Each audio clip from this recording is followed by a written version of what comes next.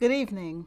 My name is Dr. Francine Conway, Dean of the Graduate School of Applied and Professional Psychology. Thank you for joining an evening journey through the beautiful mind with Dr. Deepak Chopra, world-renowned author, speaker, and clinical professor.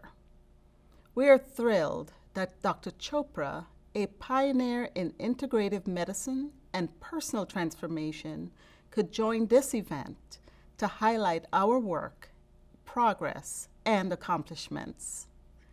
Thank you, Dr. Chopra, for your time and participation. The disparities of mental health are sometimes hard to understand. Societal perceptions and discrimination shape inequities in mental health care, and they often determine how mental and physical illness will impact entire communities. Mental health is as equally important as physical health. Mental wellness determines if a person can properly manage their physical healthcare needs and frames the outcomes of treatments provided by physicians. As practitioners, the care we provide must happen in tandem, but the future is bright. At GAZAP, we advocate for mental health using a humanistic approach, one that explores and considers the diversities of culture, race, and the complex individual experiences of a person's life. Providing mental health services to those who lack the proper resources is still our greatest challenge and deepest purpose. Changing the societal and social stigmas associated with needing this care is at the forefront of who we are. Since the establishment of our psychological clinic in 1929 and the school's founding in 1974, we have become the gold standard in education and training of qualified and competent direct service psychologists. We continue to develop programs, conduct research, and initiate groundbreaking therapy and behavioral interventions that helps clients with mental and psychological concerns. In addition to academic programming, at GAZAP, we meet the immediate need of the underserved through our many research and service centers. Tonight, we combine our collective efforts to bring you an experience that will shape your understanding of the human mind and our capacity for change. With this thought, I'd like to introduce the mastermind behind tonight's evening journey and the Beautiful Mind Summit that will happen tomorrow. Nayland Smith. Nayland is Chief Business and Strategy Officer and the leader of our Center of Applied Psychology and Innovation Department, CAPI.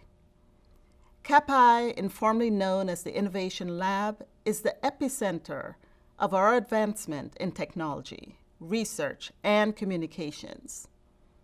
A public health alumnus of Rutgers University and a graduate of Harvard University, Nayland Smith brings a wealth of experience and knowledge from his work with firms like Dow Jones, Brown Brothers Harriman, AOL, iHeart, Triton Digital, and Google.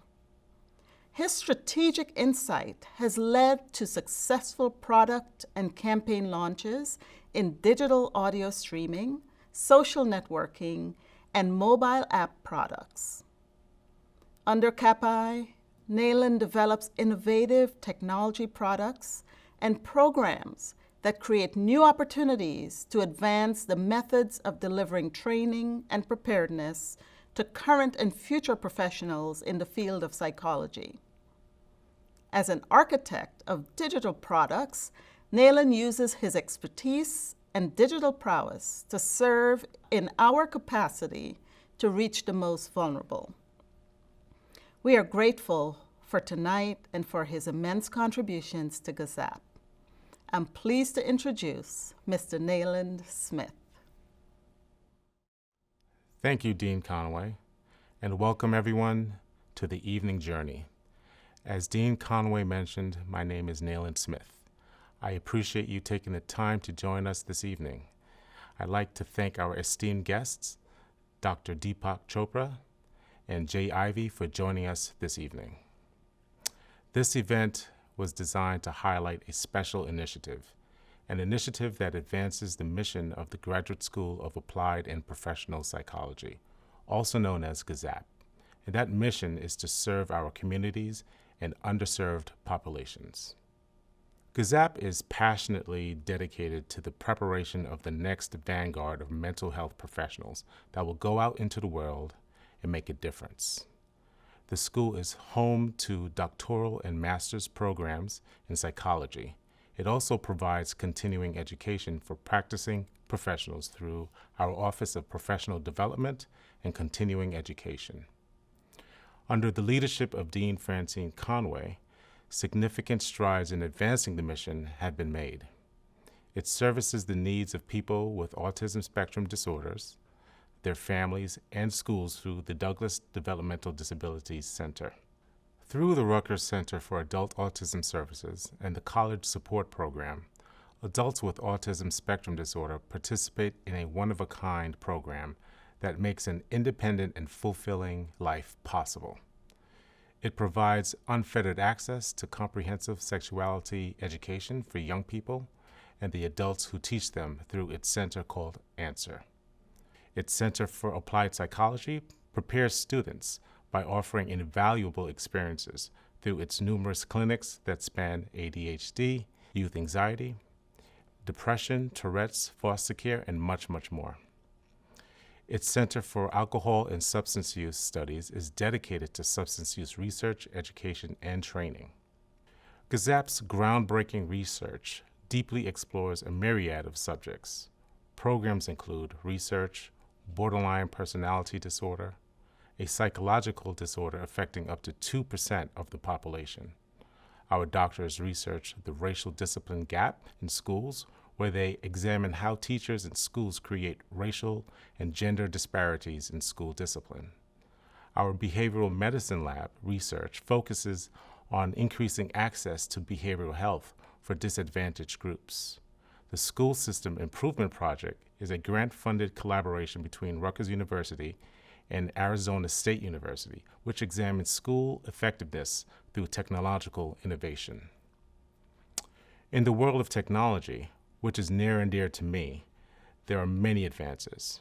ReadyCoach, for example, produced by Dr. Linda Reddy and Dr. Todd Glover, uses algorithms, insights, and real-time monitoring to match the interventions to the right students.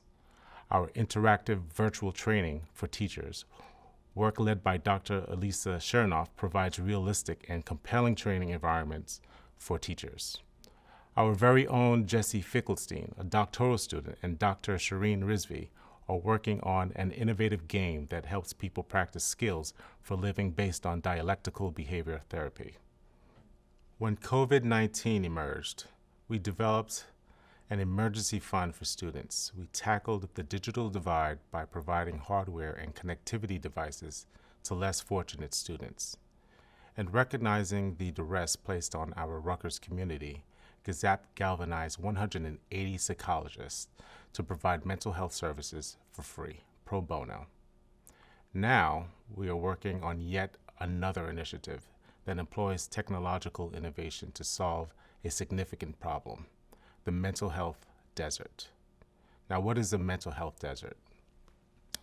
There is a national mental health desert driven by a shortage of mental health care professionals and deficient access to proper treatment.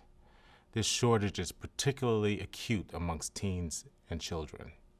As of late, the problem has gotten worse. The COVID-19 pandemic has exposed dire vulnerabilities for many, fomented by shelter-in-place orders and homeschooling. Food shortages, domestic violence, loss of income have created almost impossible environments, which have left many in a declining mental state. As a result, there have been disruptions in education, drug abuse, socio-economic challenges, addiction, and criminal activities. So what are we going to do about it? We are building a technological solution that will be placed in the hands of frontliners in our communities. Frontliners are our doctors, our nurses, medical assistants, our guidance counselors.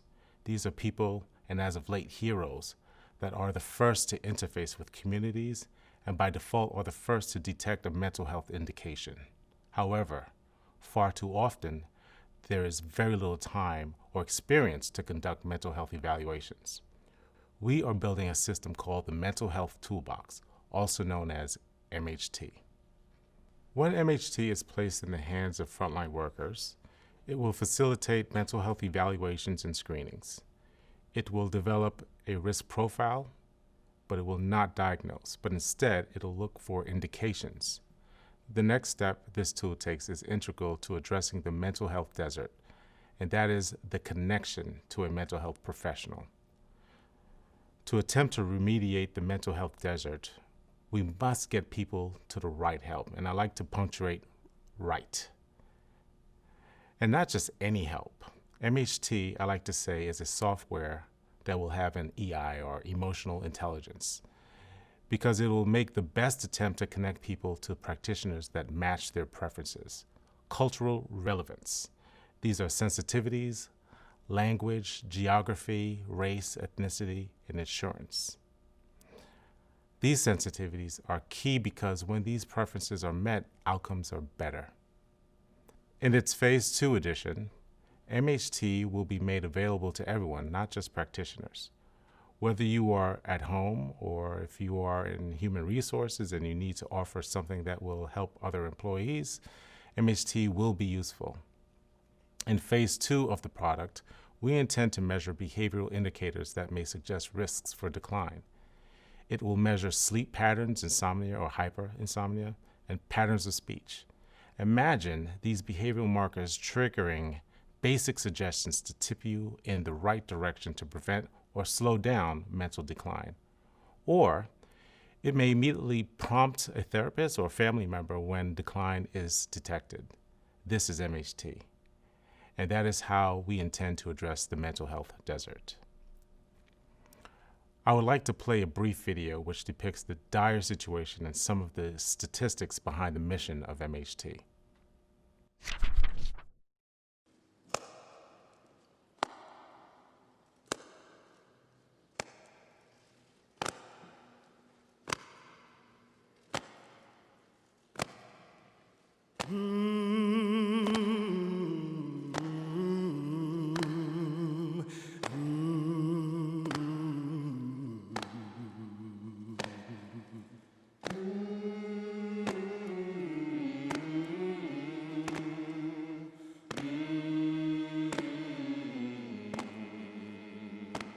Well, I marched through the storm, and I marched through the rain, and I marched through some sickness and some heartache and pain. And I laid on the ground, and I looked up at the sky, and I prayed to the Lord up above and asked why. But oh no, I'm not tired, I'm not through marching yet, and I'm a-marching till I die. Oh children, this you can bet. So I really don't know how to fix this problem. I just know that the suicide rate is rising. I just know the ages of the children that are committing suicide are getting younger and younger. It breaks my heart to know that 5-year-old children are contemplating life and death. One foot in front of the other foot, yes I am gonna sing out. Gonna march on. I'm gonna march on. I got to keep on. Sorry, that one is tough for me. Gonna march on. I'm gonna march on. Oh, well, my grandmama marched, and my granddaddy too. And I never thought it'd be something that I have to do. But I'll march if I must. I got a mission, you see. And I'll be damned if my children have to march for me. Now I believe in the power of raising my voice, and I believe in the power of making some noise. Now if I die, I can't sing, and if I can't sing, I'll die. So we should sing for one another. Now let's give it a try. So we say, I'm gonna sing out. Oh, I got to keep on keeping on, keep on marching on. Yeah. Oh, gonna use my body for good. Yeah. Oh, I'm gonna sing out, sing out, sing out. Oh, I'm gonna sing out, sing out, sing out, sing out, sing out, sing out. Oh, sing it one more time. I say I'm gonna sing out, and I'm gonna march on.